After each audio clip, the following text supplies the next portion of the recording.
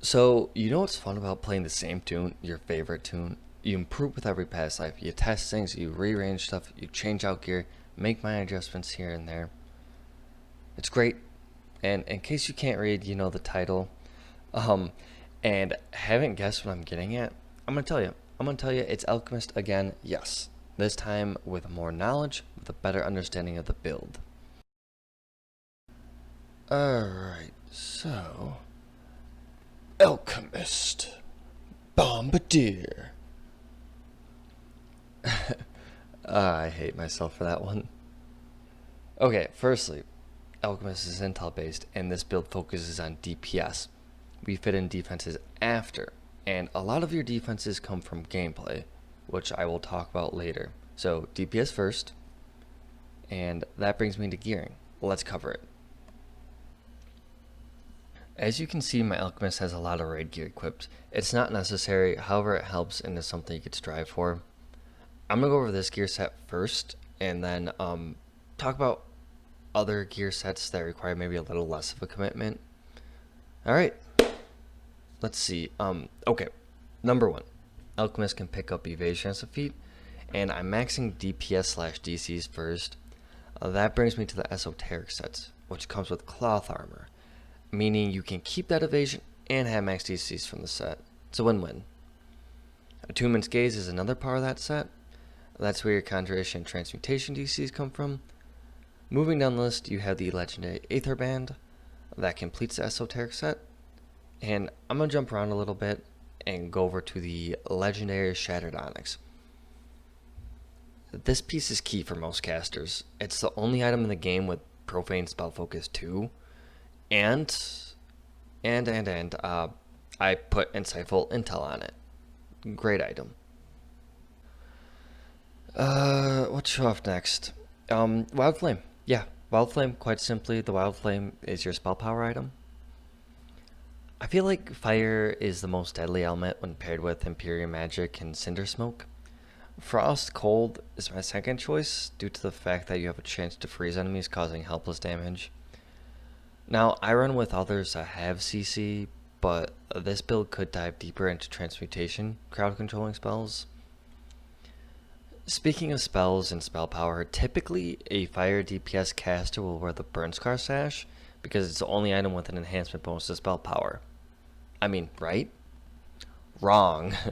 Very wrong. There's LGS. But before we get into that, I'm wearing the legendary Silver Thread Belt for better healing. This could be a swap out item, but that's annoying and I don't want to do that. Eventually this will be my 5th LGS piece, granting me the Ender set, more crit damage, more hit points, more elemental resistances. I'm going to get off track a little bit, but eventually, I want to run with a 6-piece LGS set. I would replace my belt and necklace.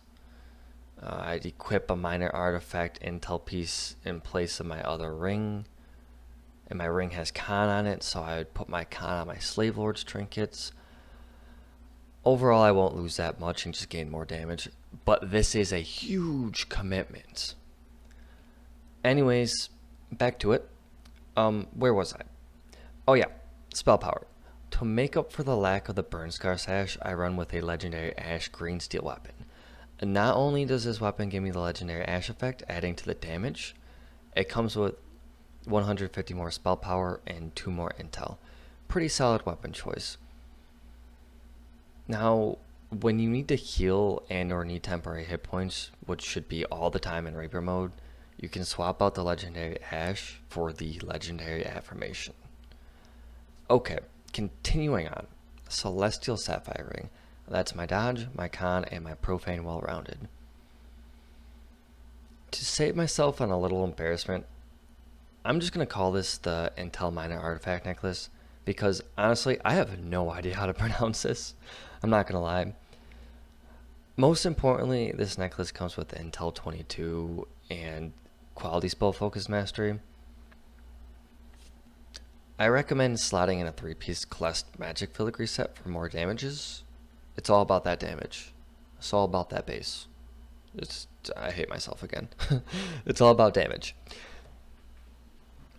Okay, over to the right is my 5 rings trinket with resistance, false life, quality intel, and a snapfire defense, bringing me to my MRR cap.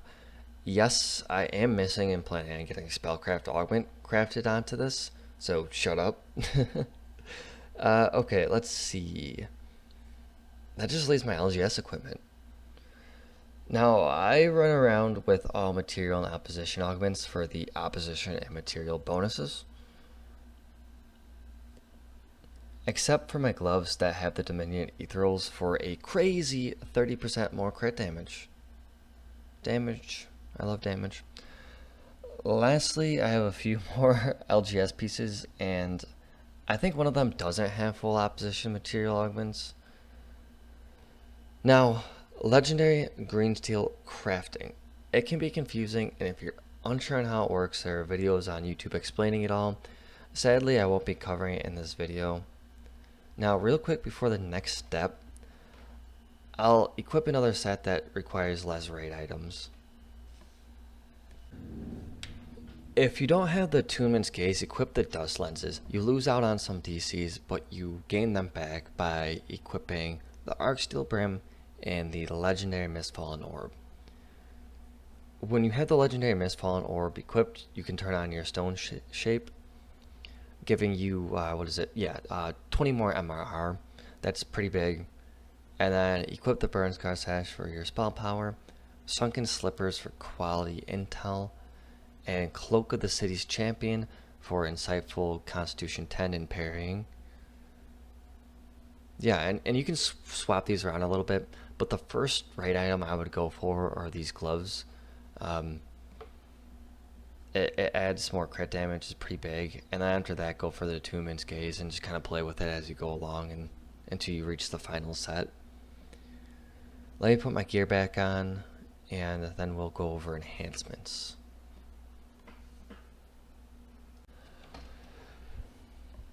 Enhancements. In my racial tree, I had a few points left over, so I just picked up 2 intel, nothing special. Now, in your Alchemist Bombardier tree, this is where most of your DPS comes from, and you get to pick an element type or element types to focus on. Once you hit level 12, I believe it's best to focus only on one element type, though, because of this. Weakening Mixture. In my case, when I throw a fire spell at an enemy that's immune to fire, they now become vulnerable to fire. On an interesting side note that I want to share, iron golems are sped up by fire spells and slowed by electric damage, so be careful when kiting around iron golems. Now, I grab all the spell criticals in this tree, the intel and efficient maximized twice. You can pick up more of these enhancements and reduce the cost of each spell, but I don't find it necessary if you keep up on reaction spiking. And for those of you who don't know what reaction spiking is, it's displayed here. Towards the bottom of the huge text, it reads, each reaction does something unique for 12 seconds upon switching into that reaction. I only reaction spike into Pirate and occasionally Verdinite when I do some crowd control. If you look at the bottom left of my screen, you can see my reaction color is orange, indicating that I'm in Pyrite.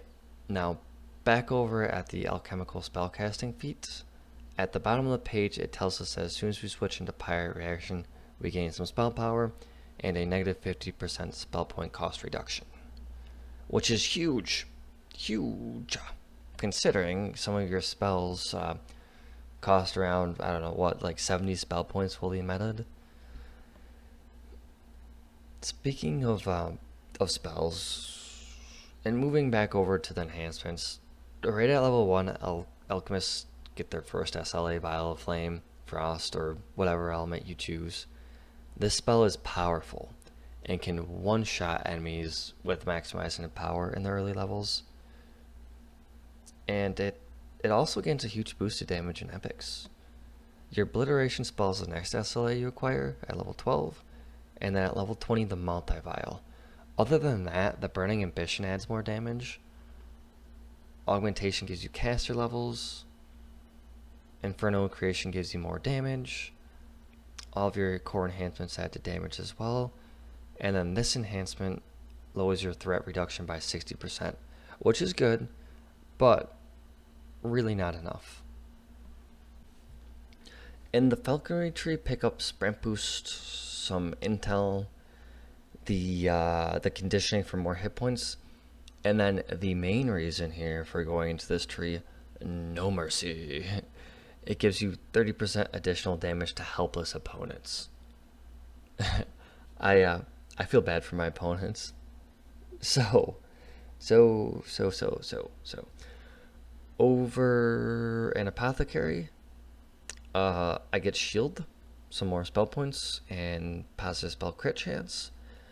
And then in Alchemist, I get stiffened skin as a 2 spell point costing SLA, just to kind of get myself out of pyrite and help with reaction spiking.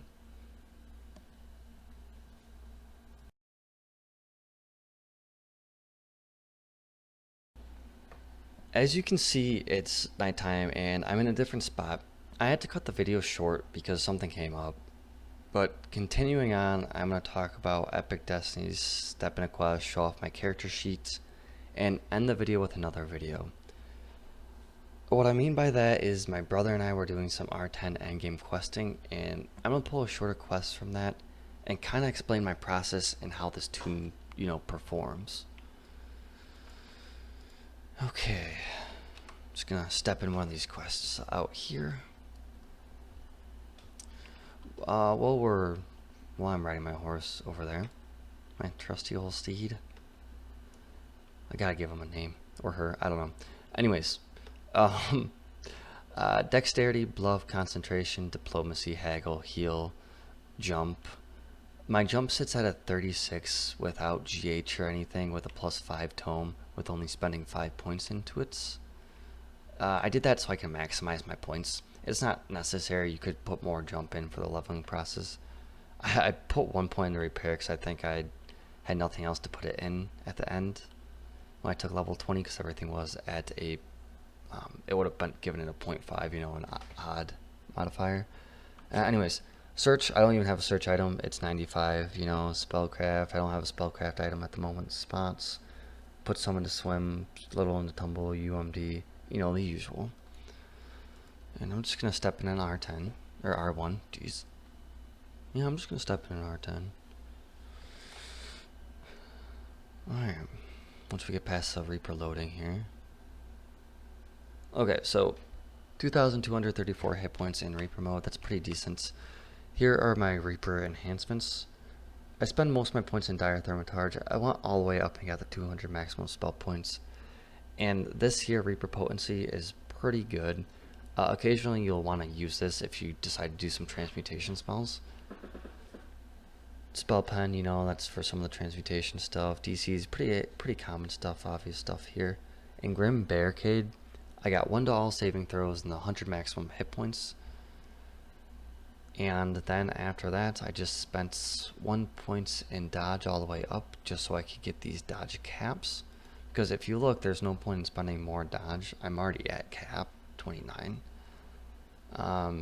My con, it is kind of low, but it's at an even modifier and I have a decent amount of hit points, so I'm not going to complain. I didn't get this last con. Will saves, you can never go wrong with that. PRR, if you didn't know, you only get 1 point of PRR or MRR per Reaper points up until you get to tier 4, where you get 2 PRR per Reaper points.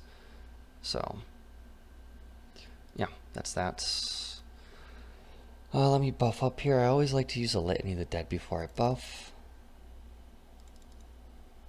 Saves you on some spell points buffing. I'm not even going to take those right now. Okay. Let me get into my reaction. So I'm in reaction, and real quick, while I'm spiking at the moment, this is my spell power spiking. And my spell crit change, or critical multiplier stays the same, and crit chance, whether I'm spiking or not. Crit chance is at a 63, which will be a 73 with my Imperium magic. You get that up pretty easily. And you throw 4 vials per multi-vial, so that's 4 attacks that have a 73% chance to crit, and you have 2 multi-vials. You're going to be critting pretty often. And with a 122 spell critical multiplier, you're going to be wiping out groups of enemies like nothing. Like they're trash. Garbage. 1021 spell power, just sitting here. Just average, 91 armor class, not terrible. I don't have the pass lives for it. My intel is pretty decent. And my DCs are pretty good, 115. I'm missing some pass lives again for that, so that could be boosted up a little bit. Jeez, I feel like I'm talking a mile a minute. I don't know why. Resistance is a pretty good. Oh, excuse me. Alright, so yeah, I think that kind of concludes this section. I'm going to pull one of those clips now, put it up on the screen, and talk about it. Alright?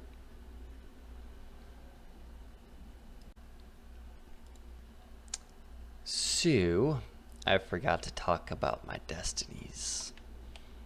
Or Destiny. Draconic. You want to be in Draconic. You get 30% spell crit damage from the cores. Don't quote me on that, but you get spell crit damage from the core. Pick up some intel, get some DCs, get some, spell power, caster levels, max caster levels, energy burst, it's another attack, dragon breath. Flyby attack gets you out of sticky situations. Remember, you are a glass cannon, meaning you're a cannon that does cannony damage, but you're glass. You don't want to get hits. So flyby attack is pretty nice. Pair that with your, where is it? Sprint boost from falconry. The point is you don't want to get hit. Know where the aggro is at all times. Dodge attacks. You want your jump up pretty high too, and you want to get good at it. Just practice. Just don't get hit. Use a sprint boost, go around the corner, heal up, come back out, kill them before they kill you. Is essentially what this tune is all about. So for twists, sense weakness, 30% extra damage to helpless, pretty self-explanatory. Imperium magic, you get spell crit chance with all your spells, stacks up to 10 times, and universal spell power. Pretty easy to get those stacks up there. Conjuration specialist is for your DCs, and endless faith for more spell points. There are some other good options. I was thinking about getting rid of sense weakness and not even using transmutation and just blowing through quests. I don't know, that's a stupid decision, but if I had more fate points, I'd probably get, where is it? In Shadow Dancer, I'd probably get like Meld into Darkness, just for an extra layer of defense. But remember, just don't get hit in the first place, and you won't even have to use this. There's some other good options for twists. And yeah. So that's my build. Goodbye.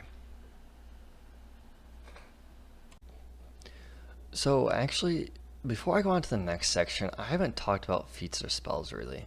Let me cover that quickly. So alchemists have a lot of good self buffs and damaging spells and just spells in general, and they get 5 spell slots for each spell level. My advice to you is during the leveling process, just get the spells you think are best. Just kind of go for it. You can look on the wiki, look at the spell list for alchemists, and just go for it. If you mess up a spell and want to switch it out, the nice thing is you can. You go to House J and go to the House of Wizardry, talk to this person named like Palin something, and buy the alchemist spell scrolls you need and inscribe them into your spell book. Not too difficult, doesn't cost too much. Now this is very important, so it's very important when choosing your spells on level up. Just know that you cannot buy all of your spells from this vendor. There's a rare alchemist scroll list on wiki. Just do yourself a favor and look at that rare alchemist scroll list and just play it safe and check that out. Now from level 20 on, I use the same spells, and to save all of us some time, I'm just going to put those spells up on the screen. Feel free to pause the video and read them over. So yeah, moving on. Feats. Alchemists get bonus feats just for being an alchemist. You get them at level 4, 8, 12, 16, 20. So like every 4 levels to get bonus feats. Now, right off the bat, you see I pick up Maximize and Empower. And I switch these on and off as needed for some early game DPS.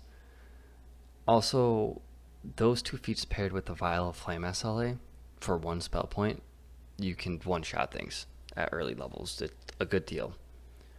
Later on, I pick up the other mana magic feats like Quicken, Accelerate, Heighten, Intensify, Embolden. Or actually, in place of Embolden, if you want to get Arcane Insight, that's a great option if you plan on using Transmutation, or just want to use Arcane Insight instead. Okay, right at level 4, I recommend picking up Alchemical Studies Pyrite.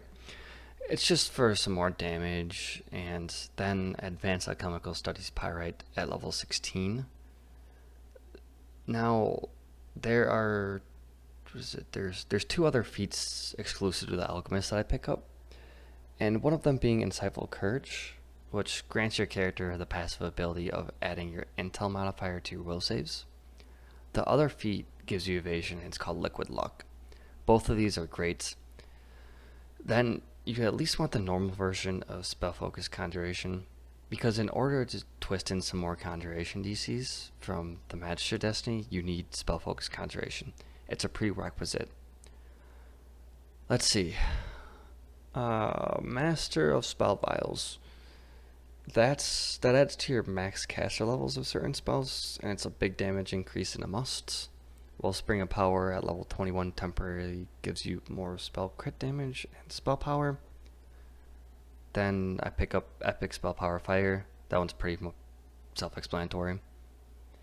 Now, I didn't pick up Mass Frog. That's one you'll notice I didn't pick up. It is a good option, and I see a lot of alchemists pick up Mass Frog, but I felt like I didn't need it. I had a lot of good damage, but it is an option.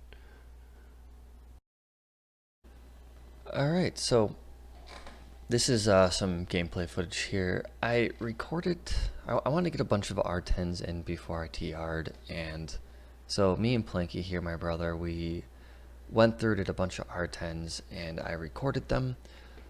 But after I TR'd, I went back to look at the videos, and I didn't record any of the audio. So I just picked a short clip here for you guys. It has no audio, so I'm just going to voice over it, kind of show you my process when I'm attacking enemies and what do I do. You'll see the first thing I did here is I'm buffing up. I go through my normal rotations for buffing, and I have the affirmation equipped right now, that Legendary Green Steel affirmation. Let's see. Alright, so I'm ready to reaction spike, and I just reaction spiked. Got my affirmation, so now I switch right back to my normal weapon, which is the Ash. So you see affirmation give me temporary hit points. Now I could be spiking here again, but I didn't. We were amidst combat, and I didn't find it necessary. This is a shorter quest anyways. It helps being any spellcaster, just kind of knowing where the shrines are and what you're dealing with. I might just actually speed up the video a little bit here. So I use displacement. Remember, you can use any blue spell to get out of reaction. And going into reaction, it's always a good idea to use your smoke bomb. That gives you, what is it, invisibility for 12 seconds, so that's pretty good. That's how long your reaction spike lasts, is 12 seconds. So now I'm just killing stuff.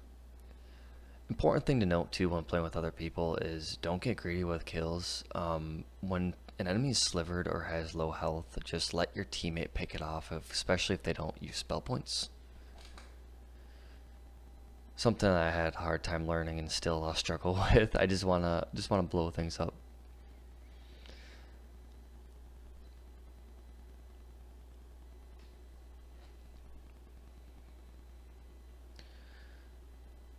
I think we're planning out our next move, maybe talking. Alright, there we go. Oh yeah, another thing too is I forget my action boost all the time, like Draconic, Incarnation, you know, the Wellspring of Power, Reaper Power boost.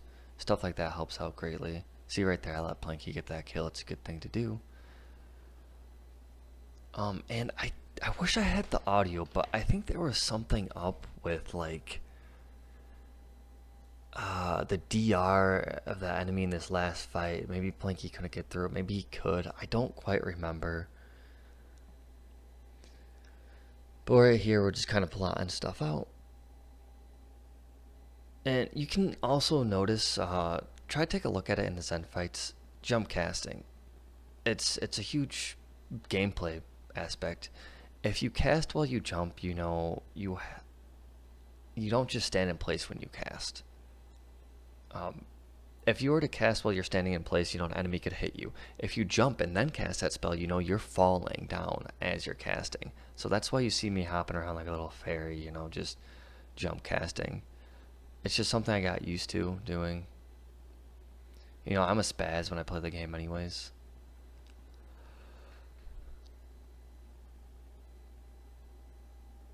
If you want to watch this, you can slow it down on YouTube.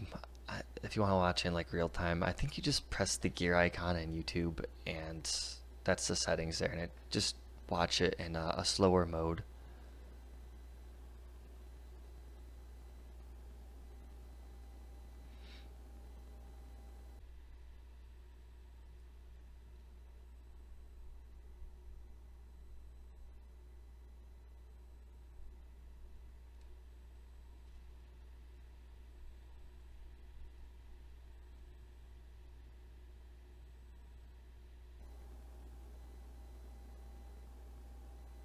Nice. I don't know when my displacement ran off, but that's a good thing to try to keep up on, especially when you're doing an R10.